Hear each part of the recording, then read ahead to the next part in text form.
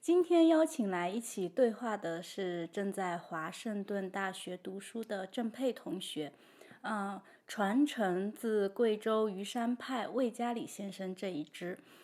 我们与他的古琴老师黄老师、泰老师吴若杰老师都非常熟悉，他们都是很传统的琴人。郑佩同学呢是00后，我们在他身上能感受到，大学生的青春活力，关键时候呢又能感受到他内在的安定的底蕴。参与我们这次对话的呢，这位是史云龙先生，师承自梅安派和虞山派老琴家吴自英先生，有多年的古琴教学和制作经验。那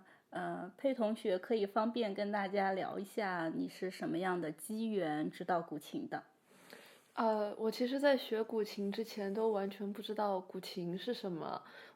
因为我是贵阳人嘛，然后在贵阳可能大家对这个传统文化呀没有什么意识，我完全没听过什么是古琴。然后我是有一次去我干妈家，她去邀请我去吃饭，然后我看到她那儿有一床琴，然后我就问她这是什么，她说这是古琴，然后我说你能不能给我弹一下，我很好奇，因为当时我确实有在考虑学习民乐，当时我对民乐的认知是非常有限的，所以我其实是在学习古琴之后，就像误打误撞的，然后慢慢发现这东西好像还挺有意思的，然后就慢慢喜欢上的。我其实在刚开始学时也不存在喜欢或不喜欢。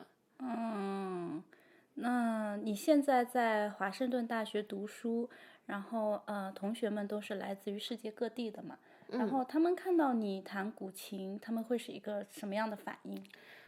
有些时候我也会在课上去演奏古琴嘛，一般这部分一开始不感兴趣的同学，他们在听完我的演奏和我的介绍之后，反而会对此开始感兴趣，因为他们会觉得这个音乐自己从来没有听到过，然后非常的新奇，也会有很多问题。其实我上回在看你演出的时候就是那次是就前段时间这个多国文化交流的那个演出现场，然后当时是观众有多少人？大概1000、2000多。观众应该是1000人左右。1000人左右对，我看到都是来自于世界各地的观众，然后前面都是西班牙，他们类似于这种西班牙热情的舞蹈还有音乐，其实舞台和观众都非常炸，已经嗨翻了，对对对。然后等你弹这个你出场弹梅花三弄，而且是一个人的独奏古琴，对。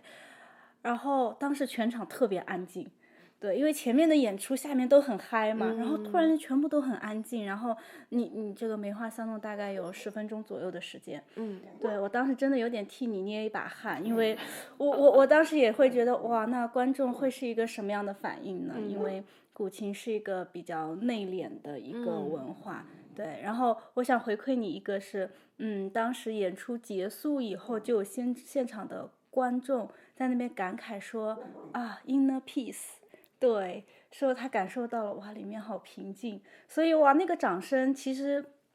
依然是非常非常，真的是掌声雷动的。我没想到说哇，大家能感受到这个很内涵宁静的那部分。对，那我想问一下，就是说在跟随你老师学琴的这段经历对你来说意味着是什么呢？发生了什么呢？我觉得通过学古琴，我的确是对传统文化的一些精神内核有更深的体悟吧。像你刚刚说的 inner peace 那个，的确，如果观众能那么说，那我很开心，因为这的确也是我想表达的。而且我也还想提就是一个小故事，就是因为当时我有参与我们这个演出幕后的选曲嘛。我的这个曲子是他们最后一个才选上的，因为他们也对你刚刚说的问题有同样的顾虑，就是其他的曲子都那么的闹，然后都是一堆人在台上演，那个阵仗是非常的大的。后面他们讨论出来说，不仅仅是那种很闹腾的节目有它的意义跟。我们其实应该是一个非常多元、非常包容的环境。像古琴，它仍然是在大舞台上，它是有它的表现力的，它是有它的意义所在的。可能有些时候这种曲子反而会有出其不意的效果。确实出了这个出其不意的效果。史先生，请你讲讲你跟吴自颖先生学琴的过程中，是一个怎样的一个过程？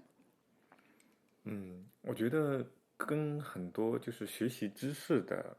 这种课堂模式不一样的是，像我们弹琴也好，包括书法也好，它更多的是一种手感，或者说我们整个跟琴之间的那种非常心跟琴声相近的那种感觉。其实要想获得这种感觉，我们学习很多的这种知识其实是没有用的。对，所以呢，老师的这种演示跟示范，他就先让你看到他跟琴之间的这种非常紧密的这种联系啊，然后我们去首先是去模仿，然后你在哪个点如果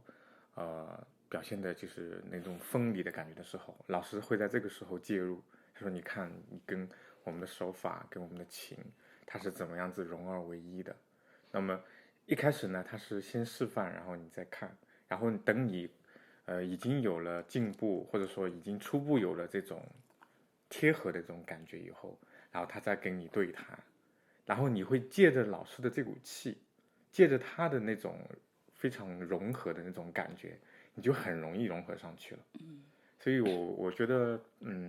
传统就是我们这种对谈的这种模式啊，就很容易借到老师的气。对，那么他的这种学习的这种，我觉得这种方法啊，跟我们头脑获取知识是不一样的。它必须是我们这种就是那种体验哈，还有那种感觉很难形容。但是老师示范，然后他在帮助你、协助你。也就是说，在你刚刚陈述中，在你看来，其实知识是那个锦上添花。当一个事情你已经完成了以后，你已经做到了以后，这个时候你再去接触它的一个知识，给你的感觉是完全不一样的。就像我们已经会说中国话了，然后这个时候再讲一个成语，你会觉得哇，那个好美妙啊。但如果我们上来不会说中文，我们就去学成语或者学诗词的时候，你那种就是那种对很辛苦，然后你要去尝试去理解会很困难。所以我是觉得很多知识的这种学习完全可以等你先获得了一定的这种体验以后，这个时候再让一个就是文采很好啊，或者说一个人他总结的非常到位啊，他借他的口把你的体验说出来，你会觉得哇，高度总对，非常的美妙，或者拓展，高度拓展，对的。那个你觉得你在跟你的老师这种传统的师徒关系过程中，你觉得是一个怎样的一个关系？就是我会感到很安全，因为我所经历的，老师很早就经历了。不管是我是就是在突破瓶颈时候的那种挫败感，老师会及时的就是鼓励你也好啊，还有给你那种信心也好，还是当你突破瓶颈以后呢，你的喜悦，其实老师比你还要早的喜悦，因为他可以观察到所有的苗头，他知道这个你的这个进展，他就是站在一个非常高的一个地方，看着你一步一步往上走。我觉得我很感激我有拥有这一段关系，因为我在我学校上课的老师和我古琴的老师，我们之间的关系可以说是完全不一样的。就像刚刚石先生说的，在学校的老师会更单面一点，而且你只能在学校才会见到他。但是和古琴老师呢，就是我觉得只有4个字可以形容吧，就是良师益友。我的感受啊，当我跟现在的人说到传统文化、传统这2个字的时候啊，人们就会进入到一种就是有一些人会进入到一种说，哎呦，这是不是一个很呆板的过程？是不是一个很需要很严肃？对，需要很严肃，或者很有等级，对，人与人之间是要很有等级的这样的一个关系。就是我不知道2位对于这个传统文化啊，就是这一部分会怎么看？对，就是请新同学先发言。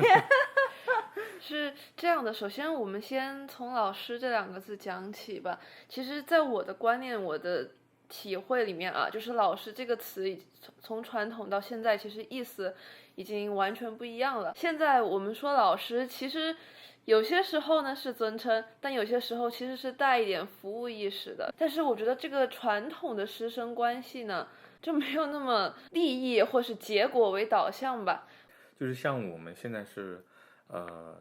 就是现在的这种知识大爆炸，因为我们现在想要获取一些信息或者获取一些知识是非常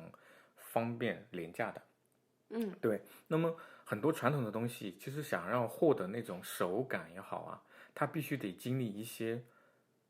很单一重复的一个过程，就因为你要去训练，你要去获得这样子的一个手感。那么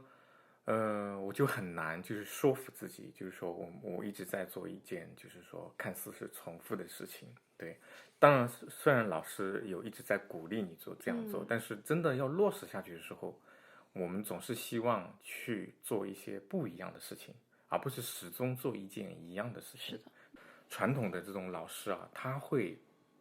就是说来及时的介入。如果说他保持克制的话，或者说保持一定距离的话，那你就随你去了，你就去做你爱做的事情。就对，真随去了。对。但这个时候呢，反而是传统的老师，他会出于一个更远的一个视角，他想要帮助你或者想要你提高的时候，他反而会说鼓励你去继续去做深入的这样的一个事情。不要觉得这个是有多么枯燥，其实你再用一点功，说不定这个泉水就已经打出来了。老师常常会看到这个苗头。对，而且老师呢，他是不会说有顾忌，说，哎呀，我这么说你会不会不高兴？或者说